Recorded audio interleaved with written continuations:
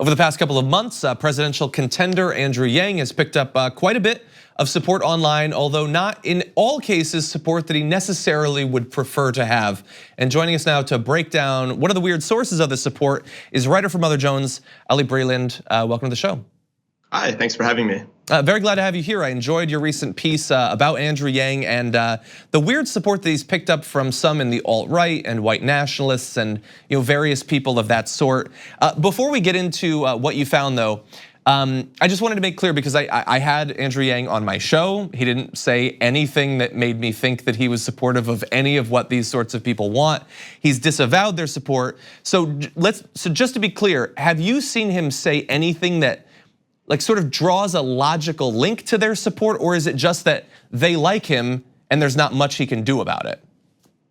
Yeah, no, so to go off what you said, it doesn't seem like there's anything that he's particularly doing that makes him a white nationalist by any stretch of the imagination. But there are reasons potentially for why white nationalists have supported him and people in the alt-right and alt-right internet communities, those being the media hits that he's chosen to take. So going up on the so-called intellectual dark web, appearing on podcasts of people like Sam Harris, Joe Rogan, and eventually Tucker Carlson are all things that community really appreciates. You can see in leaked Discord chats from white nationalist communities that were uploaded online that they were rooting for him to go on Tucker Carlson. We're very pleased by this. And then also there's a set of tweets that he put out sort of nodding to injustices in the white community and the sort of plight that some white communities are facing in increased mortality rates. And so these things all within themselves seem fairly innocuous and might be, but that sort of signaling raises eyebrows a little bit and is worthy of a bit of questioning.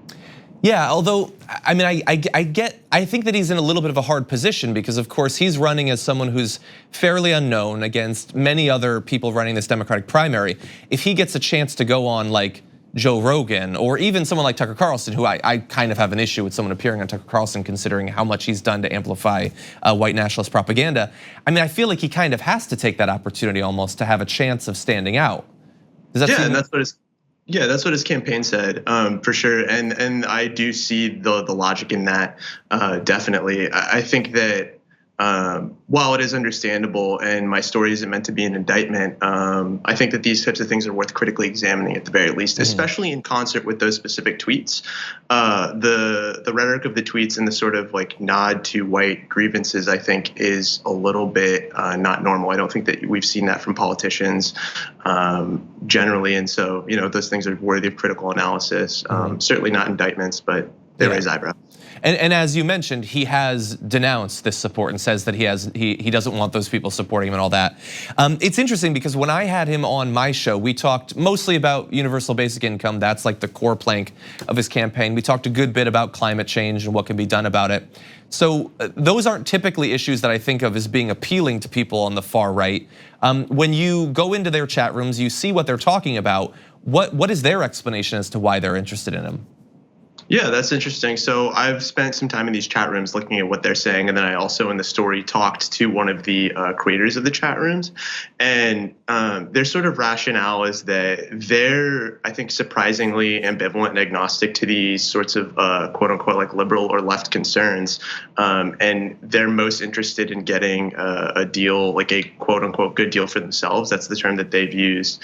And so they're very excited by things like UBI, and they're very excited about the potential for what that can do for their own lives, more so than they are about these sorts of like external concerns that wouldn't normally be perceived as conservative. Interesting. And so I know that a lot of his support online on social media that's not coming from the alt-right and far right. He does have a lot of like millennial followers, people who are savvy online and all of that. So for those people, how are they dealing with the fact that these forums have drawn some of the attention of people who they don't necessarily want to be associated with? They're incredibly upset by it. I would imagine.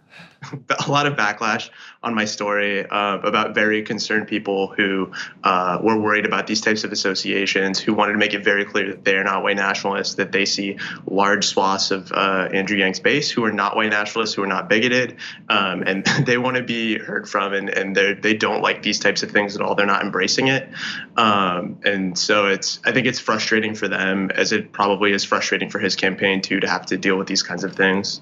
Yeah, and it's interesting. I wonder, like, so this story has come out. I've seen a few other people talking about it. I wonder what he could say or do that would cause those people to cast off from him. Like, I know, you mentioned in your piece he supports the DREAM Act and other sort of immigration measures that are not traditionally anything that conservatives are interested in.